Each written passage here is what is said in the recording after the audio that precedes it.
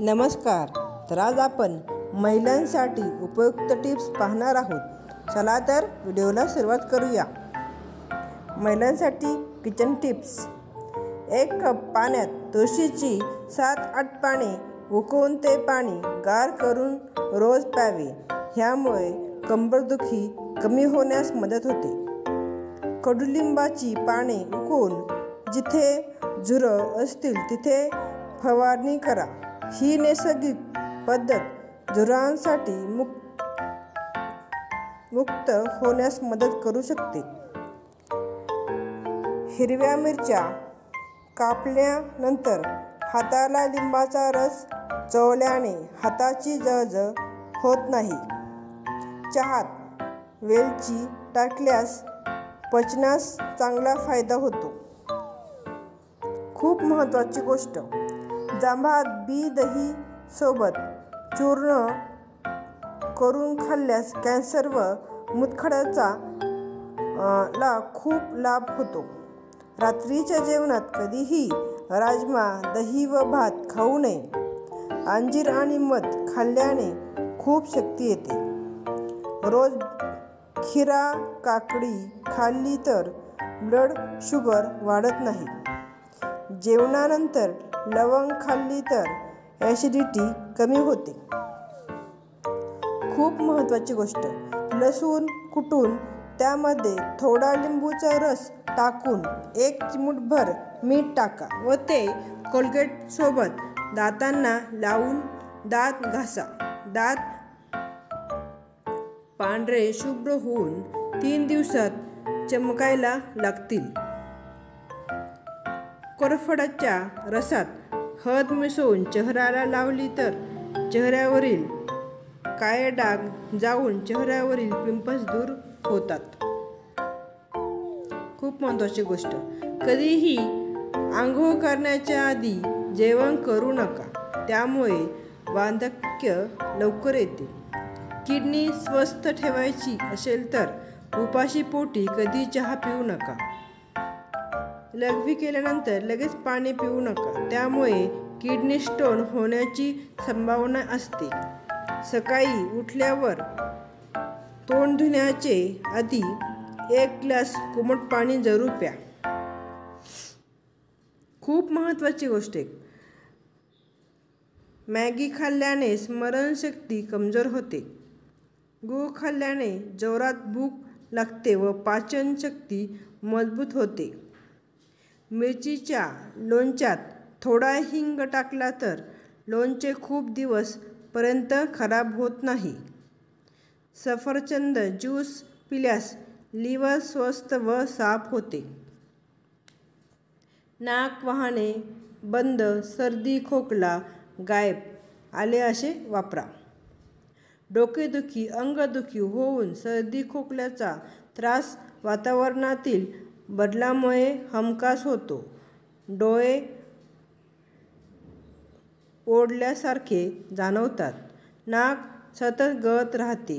सायनसचा त्रास सुरू होतो. अशा वेळी स्वयंपाकघरातील आले अत्यंत उपयुक्त ठरते. आले विस्तवावर भाजून घ्यावे आणि त्याचे छोटे छोटे तुकडे करून ठेवावेत. दर 2 तासांनी हे तुकडे हळूहळू चघळून खाल्ल्याने सर्दी खोकला कमी होतो. Kitchen tips. भाज्या आणि फळ खूप बारीक चिरू नका, कारण दिसायला कितीही छान वाटलं तरी त्यामुळे त्यातील पोषक घटक कमी होतात. बटाटे आणि वांग्याचा रस बदलू नये यासाठी चिरल्यावर फोडी लगेच पाण्यात टाका. सफरचंदाचा रंग कापल्यानंतर काळा पडत असेल तर कापताना सफरचंदावर थोडं लिंबू चोळा. त्यामुळे ते जास्त वेळ फ्रेश राहील. वांग्याचे काळे डाग साठी साधा सोपा उपाय. चेहऱ्यावर वांग्याचे डाग चट्टे दिसायला लागले असतील तर ओल्या हळदीचा नियमित वापर केल्याने वांग हळूहळू कमी होत जातात. सध्या बाजारात ओली हळद सहज उपलब्ध होते. ओल्या हळदीची पेस्ट करून संपूर्ण चेहऱ्यावर 10-15 मिनिटे लावून ठेवल्याने वांग डाग कमी कमी होऊन नष्ट होतात. वांग जेवढा जुना तेवढा जास्त वेळ तो जाण्यासाठी लागतो. चेहऱ्यावरील वांग निघून जाईल. हळकुंड आणि जायफळ दूध टाकून सहाणीवर उगवून घ्या. हा लेप वांगाच्या डागावर लावा. 15 ते 20 मिनिटांनी चेहरा धुवून टाका. आठवड्यातून एकदा हा उपाय नियमितपणे केल्यास वांगाचे डाग लवकरच कमी होतात आणि हळूहळू निघून जातात. सकाळी खाली पोटी हळदीचे पाणी पिल्यास रक्त शुद्ध होते. केळी आणि पेरू एकच वेळेस खाऊ नका. जास्त जेवण केल्यावर माणसाची ऐकण्याची क्षमता कमी होते. दिवसातून 2 कपपेक्षा जास्त चहा पिणे अपायकारक आहे. खरबूज खाल्ल्यानंतर पाणी पिऊ नका. लहान मुलांना सैंधव मीठ खाऊ घालू नका. आईस्क्रीम खाल्ल्यानंतर लगेच पाणी पिऊ नका. एका ग्लास पाण्यात 2 चमचे बडीशेप 5 मिनिटे गाळून सकाळी रिकाम्या पोटी प्या. वजन कमी होण्यास मदत होईल.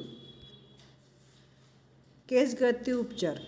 ज्याचे केस खूप गळतात त्यांनी एरंडाच्या तेलात थोडी मेथीची पावडर मिसळून केसाच्या मुळावर लावावी.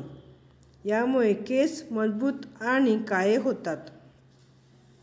केसाची लांबी वाढवण्यासाठी आवळा पावडर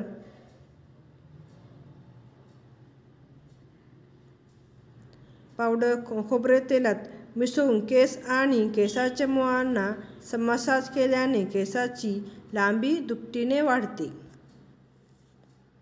आठवड्यातून 1 वेळेस खोबरे तेलात कांद्याचा रस टाकून केसांना लावा. नवीन केस येतील. पपई सकाळी नाश्ता केल्यानंतर खावी. त्यामुळे पचनसंस्था चांगली होते. फणसच्या बिया फक्त बियांमध्ये कॅल्शियम व मॅग्नेशियम असते. त्या खाल्ल्याने हाडे मजबूत होतात. झोपण्याआधी बडीशेप खाल्ल्याने डोळ्याची नजर वाढते. कांदा बारीक करून 2 चमचे रस काढा. या रसाने केसांना हलक्या हाताने मसाज करा. केस लांब वाढवण्यास हा एक प्रभावी मार्ग आहे. आवळ्याचा रस पिल्याने सुटलेलं पोट कमी होते. आवळ्यामध्ये फायबरचे प्रमाण भरपूर असते जे पचन पुष्ट करते. त्यामुळे पोट कमी करण्यासाठी आवळा ज्यूसचे सेवन करा.